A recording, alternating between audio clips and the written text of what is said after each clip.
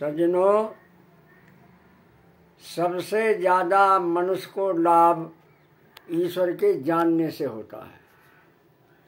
अगर वो ईश्वर को नहीं जानता और मानता है तो उसको कोई लाभ नहीं हो सकता।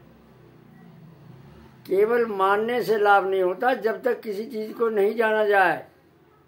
अब देखिए, कोई औषधि है, जब तक हम उसके गुण कर्म को नहीं जानते कि भाई इसमें क्या गुण है, तब हम उसका लाभ नहीं उठा सकते। इसी प्रकार परमात्मा को जानना बहुत आवश्यक है, अत्यंत आवश्यक है। परमात्मा सर्वशक्तिमान है। सर्वशक्तिमान का अर्थ समझते हो क्या है?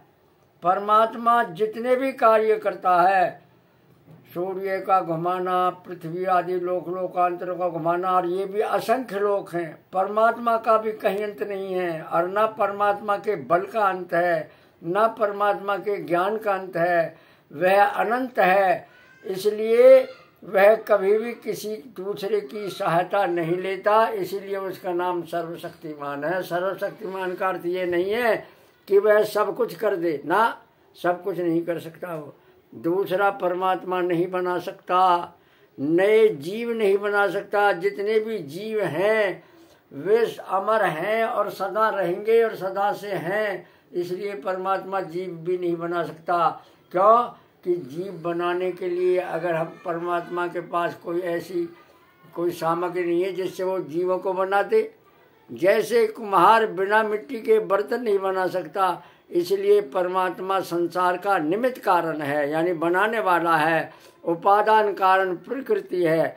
जो लोग ये समझते हैं कि परमात्मा अवतार लेता है, अवतार लेने की उससे कहीं आवश्यकता ही नहीं है। अवतार का मतलब ये कहाँ से उतरे, कहीं ऊपर थोड़ा ही रहता, वो तो सब जगह रहता है, हमारे भीतर भी है। और दुष्टों को मारने के लिए उसे अवतार लेने की जरूरत नहीं। भीतर से हार्ट अटैक कर दे, भीतर से मार दे, एक्सीडेंट से मार दे, चाहे जैसे मार दे, परमात्मा की अनगिनत शक्तियां हैं। वो कैसे भी राक्षस को मार सकता है, और फिर जिसने जन्म लिया वो मरता भी है। तो इसलिए परमात्मा न जन्म लेता है और न वह मरता है। यह हमारी बड़ी भारी भूल है। परमात्मा देखिए, जो भी पैदा करता है महापुरुषों को, वो परमात्मा पैदा करता है, और वो मनुष्य होते हैं, और मनुष्य होकर के वे ऋषि बन जाते हैं, बहुत महापुरुष बन जाते हैं। परमात्मा ही उनमें अपनी शक्ति को धारण करता है। अब देखिए, जो जीव होते हैं वही तो हाथी में होता है, वही महापुरुष में होता है, वही चैटी में होता है, वही छोटे से छोटे जीव में होता है। जीव सब में एक जैसा है, लेकिन परमात्मा उनमें शक्ति धारण करता है। हाथी को ये पता नहीं है कि ये जो तुम्हारे भीतर तुम में इतनी शक्ति है, ये परमात्मा ने धारण की हुई है। इसलिए परमात्मा जन्म नहीं ले सकता, जन्म लेगा तो मरेगा भी, इसलिए ना वो जन्म ले सकता है ना वो मर सकता है। ईश्वर ना दूसरा ईश्वर बना सकता है। कुछ कार्य ऐसे हैं जिनको ईश्वर नहीं कर सकता। क्यों? बिना शरीर के जीव कर्म नहीं कर सकता, उसमें इतनी शक्ति नहीं है।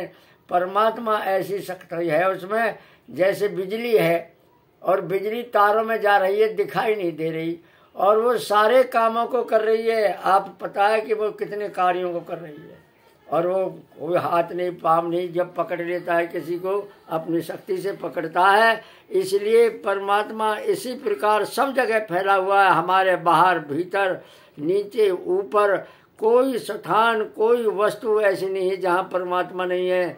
और परमात्मा इतना सर्वशक्तिमान है कि वह सूर्य के 1 अरब से 2 अरब वर्ष सृष्टि को रचे हो गए, लेकिन तब से आज तक सूर्य 1 सेकंड भी देरी से नहीं निकला है, ना 1 सेकंड भी पहले छुपा है। और इसी प्रकार और लोग लोकांतर हैं, तो परमात्मा से कभी भूल भी नहीं हो सकती, गलती नहीं हो सकती।